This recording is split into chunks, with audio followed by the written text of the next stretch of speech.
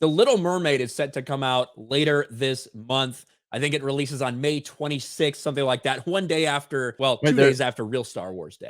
they're releasing Little Mermaid. Oh Yeah. wow, that's gonna be great, man. So did they get a redhead to play it? It's probably gonna have like bright colors. You're gonna see Flounder. You're gonna see Sebastian. This sounds great, man. Thank Ryan.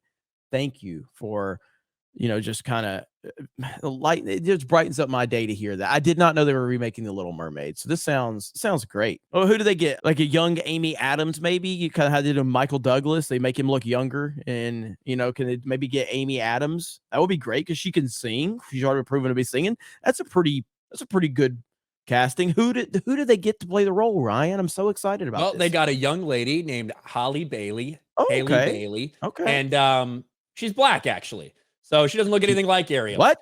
How the new Little Mermaid remake is more progressive. What the fuck is this? I know, right? Not my Ariel. Hashtag not my Ariel. Halle Bailey is playing Ariel in the race-swapped, live-action, soulless, dead remake of The Little Mermaid. We've been talking about this for quite some time. And in fact, every single time that they put out any promotional material, it gets destroyed. It gets ratioed because fans are tired of it. They're tired of it from Disney. They're tired of the live-action remakes. They're tired of the no creativity that exists. And of course, they're tired of characters being race-swapped.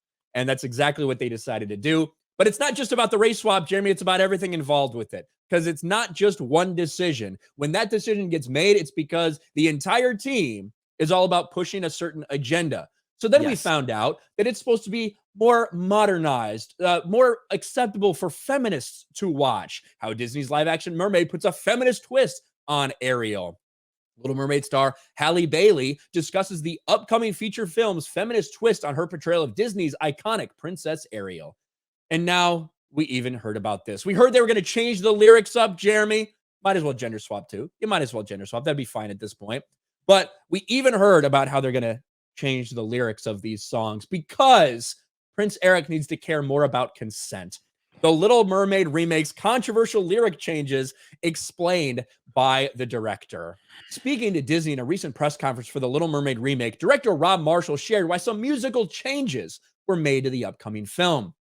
Quote, "We asked Lin-Manuel to make some slight adjustments to the original lyrics for Kiss the Girl because it's important to remember the culture and sensitivities have changed over the last 34 years, and it's vital that we be respectful to those changes." I think it's far more important to be respectful to, I don't know, what you're deriving this from, what you're adapting this from, to the fans, to the audience. I think that's who you should be respectful to, not so much to this whimsical fucking Twitter world that would find it offensive, the lyrics to Kiss the Girl. Your point is so valid about when you said, like it's not just about one decision about the race swapping of Ariel. This entire production, the entire team is about identity politics and wokeness.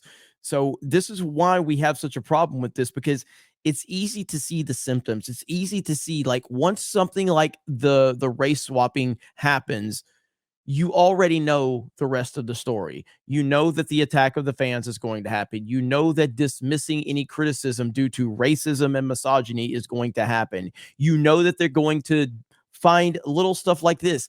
A fucking innocent song that's iconic is now problematic by the social justice pandering terms. And now you have to correct all of those issues. This is always how it goes with wokeness. There's never an isolated decision. There's never a good faith decision when it comes to race swapping a character. It's never done for the right reasons. It's always done for the wrong reasons. And it shows you that there's a pattern that's going to follow every single fucking time. Every time. Yeah, it's never just, oh, well, we happen to want to do this. It's always more. It's about, we need to change it. We need to change the story. It's not acceptable for modern audiences. Yes. We can't have her, what she does, be defined by needing a man's love, and she can't fucking talk. So what is Prince Eric? Does he need to get written consent now? Is that what he has to do? He can't just ask her. So I don't know, man. It's so ridiculous. And the number of people that have had a problem with it is tiny.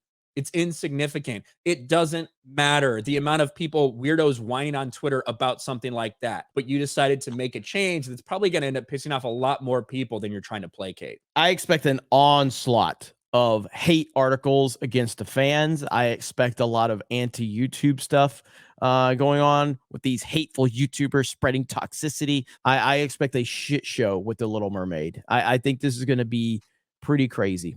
And this is coming off of Mario, and where I said Mario basically got turned into this culture war film, and the discussion around it.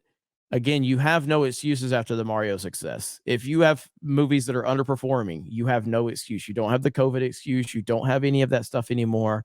And I just think that we're going to see an onslaught of shill pandering articles that are going to be defending this movie against all of the criticisms. I think general audience is going to go to this movie and not even like it. Like, it's going to be a bad backlash across the board on this movie.